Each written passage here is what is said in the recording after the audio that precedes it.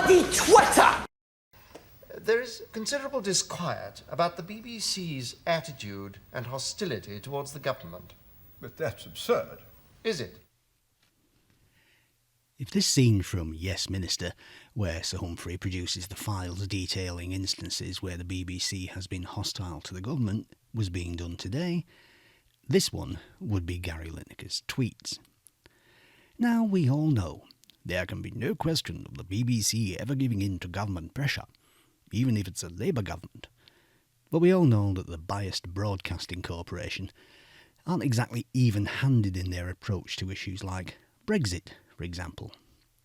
Remember Martine Croxall? She was the last great example of BBC impartiality. Now, if you're looking at this situation with Gary Lineker, well, the whole thing feels like the Jeremy Clarkson affair all over again. But as for this self-serving, sanctimonious twat Lineker, he can shut the fuck up. 1. Any time you compare anything to 1930s Germany, you've already lost your argument, because nothing can be compared to that. And when did an ex-footballer become such a fucking expert on the rise of National Socialism?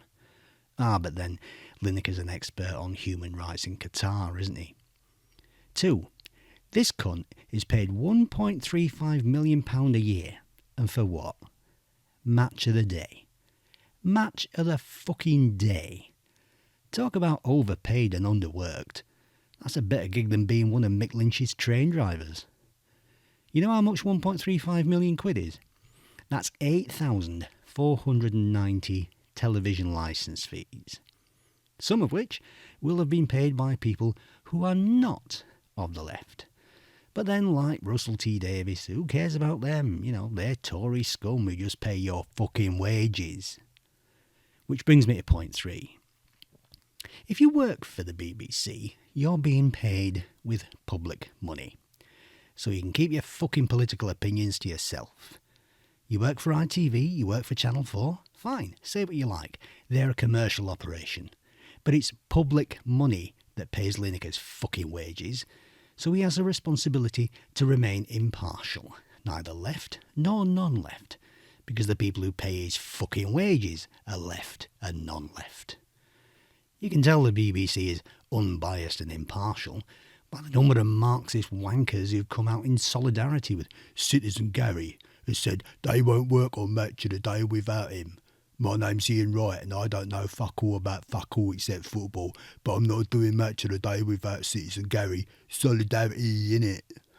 I'm Alan Shearer.